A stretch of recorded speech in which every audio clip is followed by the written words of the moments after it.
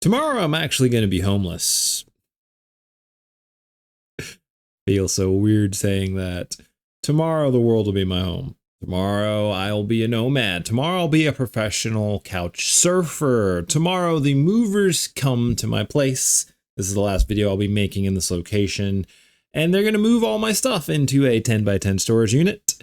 Next week, I will work my last 2 shifts at the hospital. And then on September 18th, I have a one-way flight from Dallas Fort Worth International Airport to Bangkok, Thailand, where I'm just going to go by myself, no plan, and 2 bags, and that's it. And it's absolutely insane. Like, I'm literally not even going to have a home. Like, for the first time in 33 years on this planet, I'm technically not going to have like a home. Like, I'm not going to have a place where I'm living. I'm going to be living wherever I am taking myself. And this might sound absurd to some people, and this is very different from my usual style of videos. This is more of like a update, let me fill you guys in kind of video. Usually we do the self-development talks here, the podcast, the mental health, sobriety talks. But today we're going to talk about life and like where I'm going and what I'm going to be doing these next couple months. And well, I'm going to be doing a bit of traveling, guys. And life is short, and I'm 33, you know, I'm still young, but at the same time, I'm not that young, you know, I'm getting older, and I'm realizing like I don't have my whole life to do the things I want to do.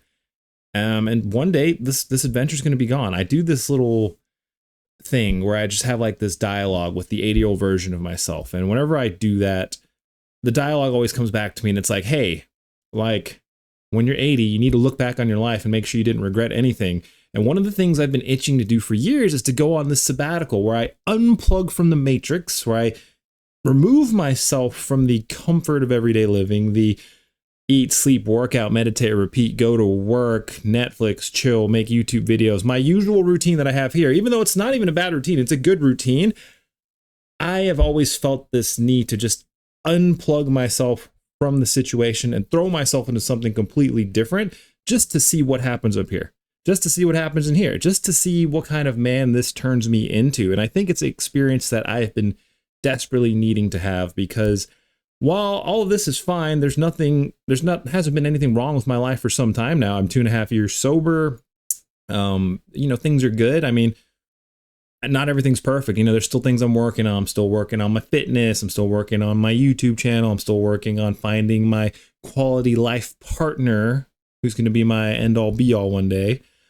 But until those moments come, I can't ignore the fact that the routine of just modern living, to me, it's grown tiresome, man. And it's not that my life is horrible. It's not horrible at all. Like, it's almost like this feeling of languish, like, is there more out there? You know, I'm hoping for more. I'm seeking for more. I want more, like more of an experience, more of a human experience. And it's funny because, you know, we watch these movies, we watch these TV shows, people going on these grand adventures and doing grand, amazing things. And it's like, it's so hard for us to have the courage to actually do those things ourselves.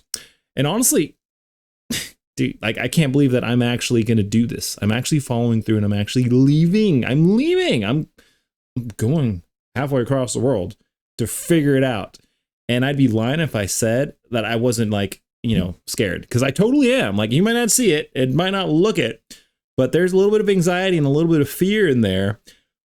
But luckily, my relationship with fear and anxiety is that when I feel it, I know it's a good sign, because on the other side of that, there's usually excitement and joy and really good life experiences. And to that, I'm going to just actually segue into like a little story. And I hope this video inspires other people out there who are thinking about doing a grand trip, a sabbatical, an adventure, whatever it is for you. For me, it's a one-way ticket to Thailand. When am I coming back? I don't know. Probably in a couple months, maybe 6 months. It's up in the air, and that's the beauty of it. The beauty of it is that I'm just going to be unplugged. There's not going to be any commitments. I don't have to show up for work.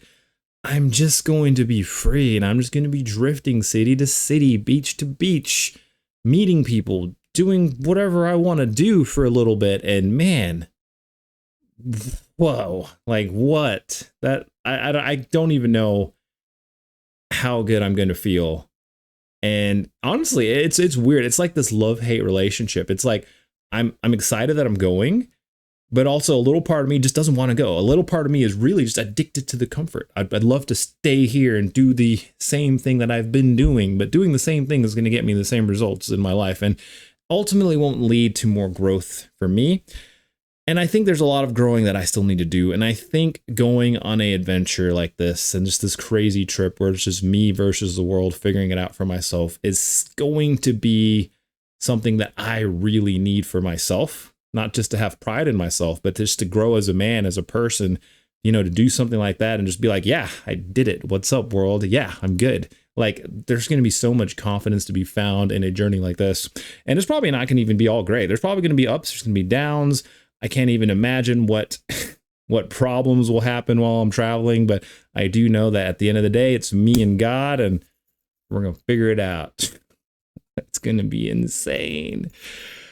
But why am I doing this trip? It's to unplug. It's to get out of the routine of normal life. And if anything, man, I think after a trip like this, I will have a newfound appreciation for the normality of day-to-day living. Or maybe I'll just love it and not come back. Who the hell knows? For the first time in my life, it's like everything's about to be shaken up. And I don't know what's next. I don't know what's next. It's crazy. But I know it's the right decision. And I've had this idea for going on a trip like this probably for like 5 years now.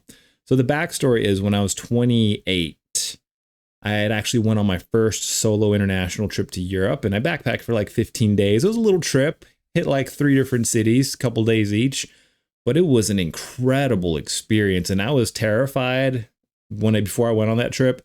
But after that trip, I was so high off life for like 6 months straight. And to this day, that trip has been some of the best memories I've ever had. And I'll tell you guys a quick story here. So I was traveling and I was in London for like 6-7 days. Met a lot of lovely people in London, made some really good friends. Some of them I still message to this day. But then after 6 days in London, I'm like, I can't spend this whole trip in London. You know, I'm only here for 2 weeks. Let me go somewhere else. So I tried to get to the airport to catch this cheap flight to Scotland, I think it was. But I got there too late. I couldn't get on that flight. So then I'm at the airport. And if you were in London, the airport's like an hour away from the city. Well, one of their airports. So then I'm there. I'm in London. And at this moment in history, I was still a drinker. So I was also hungover. So hungover in London, an hour away from the city. Just me and my bag and not really sure what I'm going to do next. And I'm sitting at the airport. And then I get this crazy idea. You know what? Let's check off something from the bucket list. So I go to the clerk. I'm like, hey, let me get the next cheapest flight to anywhere. The dude looks at me like I'm crazy. He's like, what do you want? I'm like, the next cheapest flight to anywhere. And then he like, you know, gets on his computer. He's like typing things up. He looks at me. He's like, okay. And for 60 pounds, you can go to Milan in 1 hour. I'm like, okay, sure, whatever. I booked the ticket. Guys, I didn't even know Milan was in Italy. I didn't know if they spoke English in Milan. I didn't know where I was going to stay in Milan.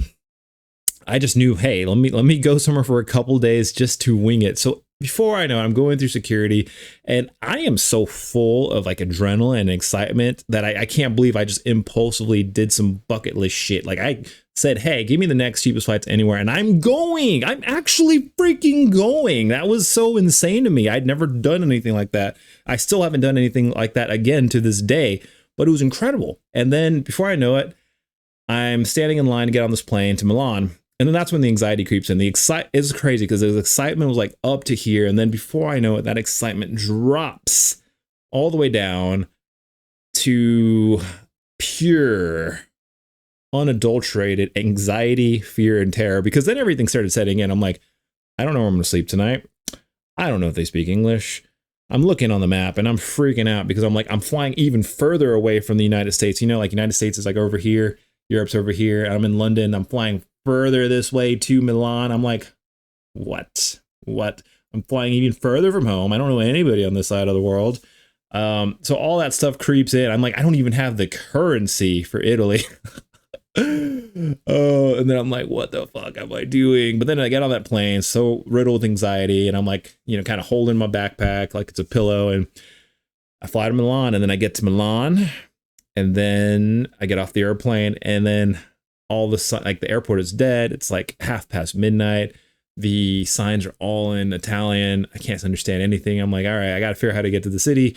Lo and behold, the city's also like downtown's like an hour away from the airport. And at this time, I actually found a place to stay on my phone, luckily. So then I found a place to stay for the night, and downtown's literally like an hour away from the airport.